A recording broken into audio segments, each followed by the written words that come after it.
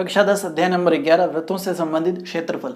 Question number 6 दे रखा है 15 centimetre त्रिज्या वाले एक वृत्त की कोई जीवा केंद्र पर 60 डिग्री का कोण बनाती है। एक वृत्त दे रखा है 15 सेंटीमीटर त्रिज्या का है, उसकी एक जीवा है जो केंद्र के ऊपर 60 डिग्री का कोण बनाती है। संगत लघु और दीर्घ वृत्तखंडों के क्षेत्रफल निकालें। देखें लघु वाला जो वृत्तखंड है, ये नीचे वाला जो टुकड़ा नजर आ रहा है आपको इस तरह का, ये है लघु, और इसके ऊपर वाला जो ये बच रहा है ये आपके दीर्घ है। इन दोनों का क्षेत्रफल अपने को निकालना है। सबसे पहले हम निकालेंगे लघु का, और आगे आपको कोष्टक में एक चीज दे रखी है कि √3 का मान आपको रखना है 1.732 और पाई की जगह आप रखेंगे 3.14। ये क्वेश्चन में दे रखा है, अपने को उस हिसाब से क्वेश्चन को सॉल्व करना है। चलें सबसे पहले डिटेल लिखते हैं। हमें दे रखी है त्रिज्या r कितनी दे रखी है 15 सेंटीमीटर, और केंद्र पर बनने वाला कोण, केंद्र का कोण थीटा, वो दे रखा आपको 60 डिग्री। सबसे पहले छोटे वाले वृत्तखंड का क्षेत्रफल हम निकालेंगे। तो लिखते हैं लघु वृत्तखंड का क्षेत्रफल। लघु वृत्तखंड का क्षेत्रफल, अब हमें पता है भाई आपको इस चीज का क्षेत्रफल निकालना है। तो ये त्रिज्यखंड है, ठीक है। इस त्रिज्यखंड में से इस त्रिभुज को हटा दें। देखें साइड में रफ से, ये त्रिज्यखंड है। इस त्रिज्यखंड में से अगर मैं इस त्रिभुज को निकाल दूं तो पीछे ये आकृति तो बचेगी, यही तो वृत्तखंड होता है। तो कुल मिला के त्रिज्यखंड के क्षेत्रफल में से त्रिभुज का क्षेत्रफल निकाल देना है। करें, लिखें फिर त्रिज्यखंड का क्षेत्रफल माइनस त्रिभुज का क्षेत्रफल। अब देखें इसकी दोनों भुजाएं बराबर है भाई, ये त्रिज्या 15 की है तो वो त्रिज्या भी 15 की होगी, इसी वृत्त का है। तो ये समद्विबाहु त्रिभुज है। तो लिखेंगे त्रिज्यखंड का क्षेत्रफल माइनस समद्विबाहु, कौन सा बाहु, समद्विबाहु त्रिभुज का क्षेत्रफल, ठीक है। अब फॉर्मूले की बात कर लें। त्रिज्यखंड का फॉर्मूला होता है पाई r स्क्वायर थीटा बटा 360, और समद्विबाहु का होता है √3/4 इंटू भुजा स्क्वायर। क्या होता है √3/4 इंटू भुजा स्क्वायर।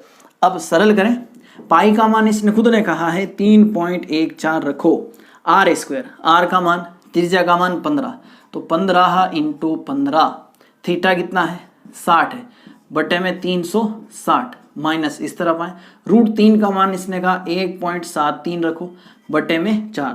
भुजा देखें इस त्रिभुज की समद्विबाहु भुजाएं, समान भुजाएं कौन सी हैं 15 है, तो 15 रहेगी। रखें यहाँ पर 15 इंटू 15।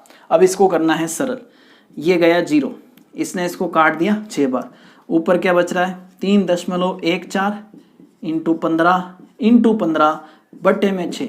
यहाँ पर काट छांट हो नहीं रही है, तो यहाँ देखें 1.732, 15 का 15 से कितना हो जाएगा 225, और बटे में आ जाएगा 4। अब इसको सरल करते ही अपना आंसर आ जाएगा।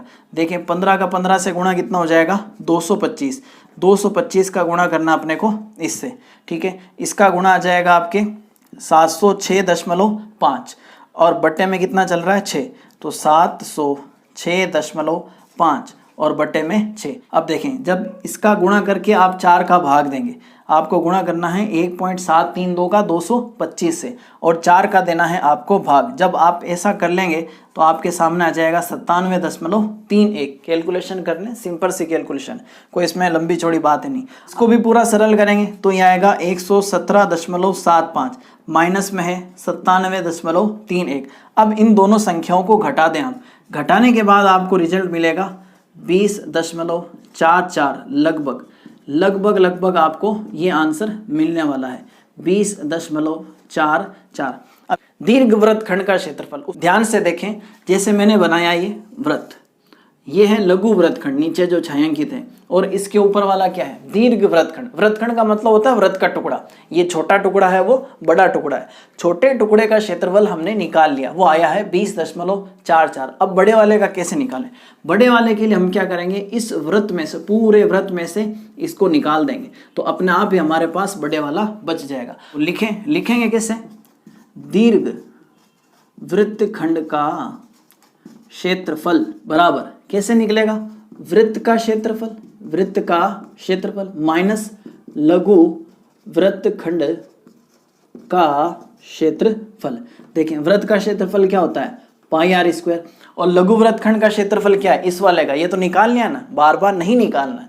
इस लघु वाले का छोटे टुकड़े का क्षेत्रफल कितना है 20.44। इसको सरल कर लें बस आप। पाई का मान कितना रखना है 3.14। त्रिज्या कितनी दे रखी है 15 इंटू 15 माइनस 20.44।